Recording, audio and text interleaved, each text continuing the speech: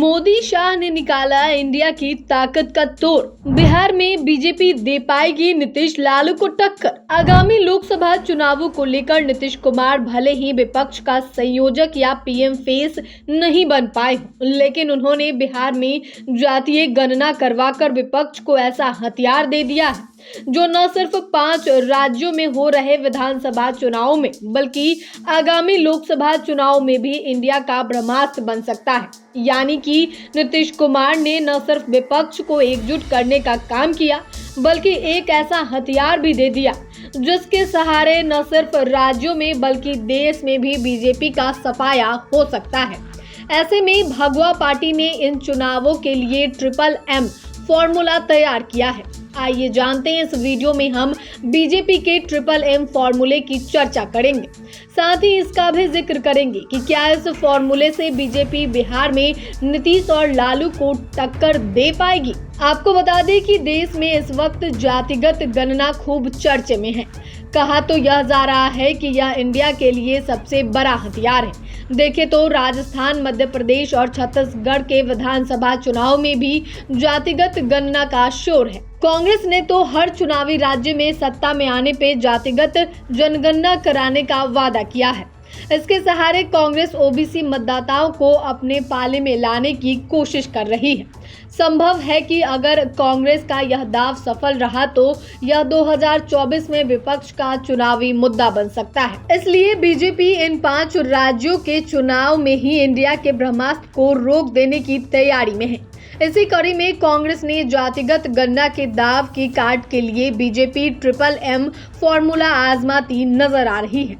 ऐसे में सवाल यह है कि बीजेपी का MMM फॉर्मूला क्या है। तो आपको बता दें कि बीजेपी का MMM है मोदी, मंत्रियों की संख्या और मंडल कमीशन। दरअसल मोदी खुद भी ओबीसी से ही आते हैं और पार्टी इसे विधानसभा चुनाव के प्रचार में जोर शोर से बता रही है।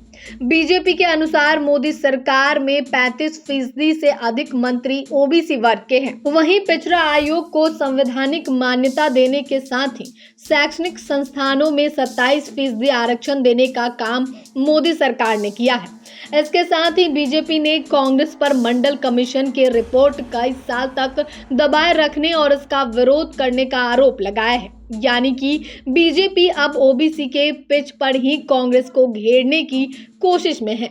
इसका अर्थ यह है कि बीजेपी बिहार में हुए जातीय गणना का लाभ कांग्रेस सहित अन्य विपक्षी पार्टियों को नहीं लेने देना चाह रही है। दरअसल नीतीश कुमार ने देश की राजनीति में उस वक्त खलबली मचा दी थी जब उन्होंने बीजेपी के साथ गठबंधन तोड़ लिया था। इसके बाद तो नीतीश कुमार ने बीजेपी को कई झटके दिए, जैसे कि विपक्ष को एकजुट करने के असंभव काम को संभव कर दिखाया।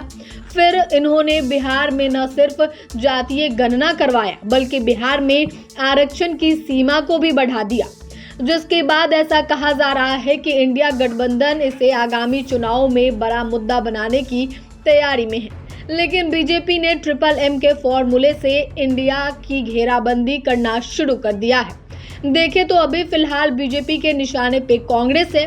वैसे भी बीजेपी को कहीं ना कहीं यह मालूम है कि इंडिया में शामिल क्षेत्रीय पार्टियां अपने राज्यों में मजबूत है और केंद्र के मुद्दों पर इनसे टकराने के लिए पार्टी के पास बड़ा मुद्दा भी नहीं है। इन दलों की तुलना में बीजेपी के लिए कांग्रेस के खिलाफ हमला बोलना ज्यादा लाभकारी साबित हो सकता है।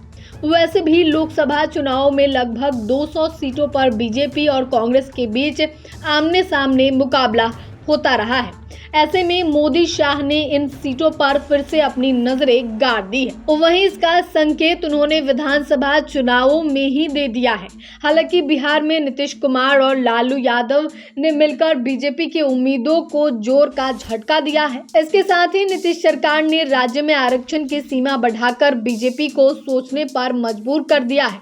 हालांकि बीजेपी ने हर हाल में सरकार के बिल का समर्थन किया, लेकिन सवाल यह है कि क्या बीजेपी बिहार में नीतीश और लालू को चुनौती दे पाएगी।